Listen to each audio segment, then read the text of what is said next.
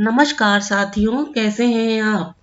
आपने कई प्राकृतिक आपदाओं के बारे में सुना भी होगा और देखा भी होगा, लेकिन वीडियो में जिस आपदा के बारे में बताया गया है उसे सुनकर आप के रोंगटे खड़े हो जाएंगे।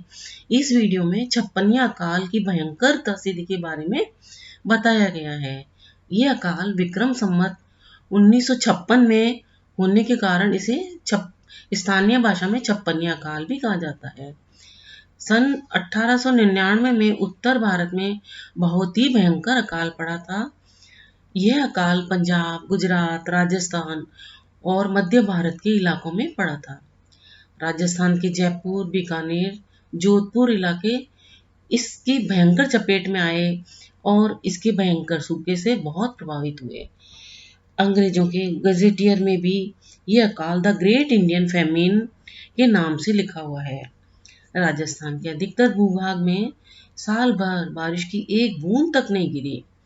वर्षा ऋतु की खेती पर ही निर्भर रहने वाले किसान अपनी फसल भी नहीं बो पाए। इससे इस समय खेती से एक दाना भी अनाज नहीं पैदा हुआ और ना ही पशुओं के लिए चारा भी उग पाया। पानी की भी धीरे धीरे कमी होने से लोग पलायन करने के लिए मजबूर हो गए। इस समय अनाज सबसे कीमती चीज बन गई थी और जो लोग हांडियों में अपना अनाज छुपा छुपा कर रखते थे, उस अनाज की भी चोरियां होने लगी। अनाज के बदले लोग अपने बच्चों को, पत्नी को तक बेचने के लिए मजबूर हो गए। अकाल ने हर जगह अधिकतम स्तर तक तांडव मचाना शुरू कर दिया। हर घर में भूख पसरने लगी। हर तरफ भूख से बिलखते हुए तड़पते बच्चे, बुजुर्ग, जवान और औरतें नजर आते।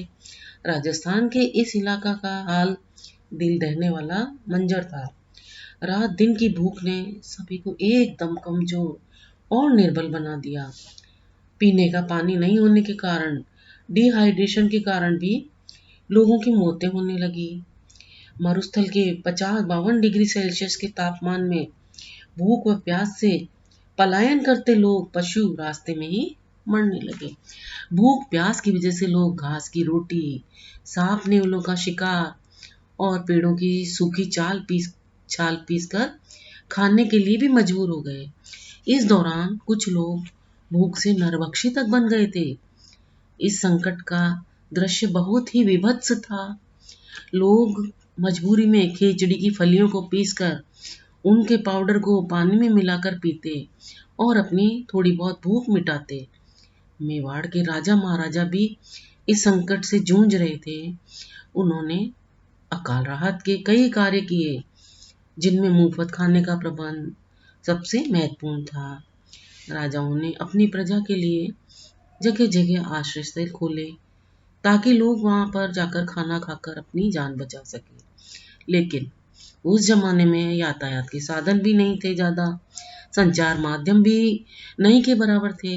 ऐसी स्थिति में लोगों तक इन आश्रयों की पूरी जानकारी नहीं पहुंच पाई और पूरी मदद भी सही समय तक नहीं पहुंच सकी।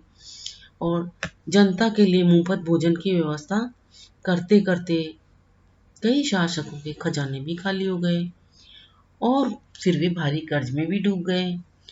राजा के हुक्म पर कई सेठों ने भी अपने अनाज के भंडार खोल दिए उस समय, लेकिन भयंकर अकाल के सामने सब नाकाफी रहे। इस दौरान साल भर के अंदर लाखों लोगों की भूख प्यास से ही मौत हो गई।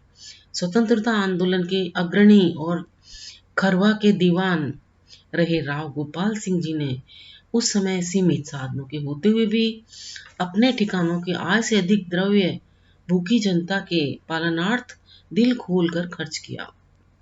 उस समय उनके ठिकानों पर लाखों का कर्ज चढ़ गया।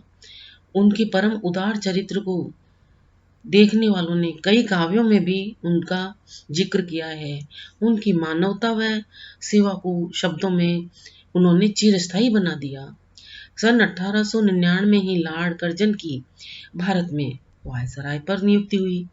इस दौरान भी ब्रिटिश सरकार ने अपने अधीन आने वाले प्रदेशों में अकाल से प्रभावित लोगों के लिए कुछ राहत शिविर खोले, लेकिन उनमें से लगभग 30% लोगों को ही सीमित सहायता मिल पाई।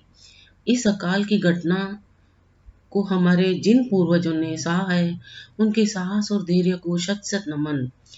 भारत के लिए कभी नहीं भूलने वाला छप्पनिया काल व्यापक रूप से नरसंहार साबित हुआ। इतिहासकारों के अनुसार लोगों की मौत का यह आंकड़ा 40-50 लाख के करीब था। इसमें उस समय के रजवाड़े और रियासतों में अकाल की वजह से हुई जनहानि की संख्या भी शामिल नहीं थी। छप्पनिया काल का कभी न भूलने वाली प्राकृतिक आपदा थी, जिसे सुनकर ही रोंगटे खड़े हो जाते हैं।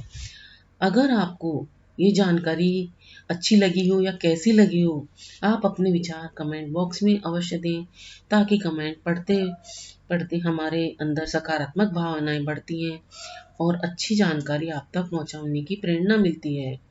जानकारी अच्छी लगी हो तो वीडियो को लाइक शेयर सब्सक्राइब भी करें। वीडियो देखने के लिए धन्यवाद।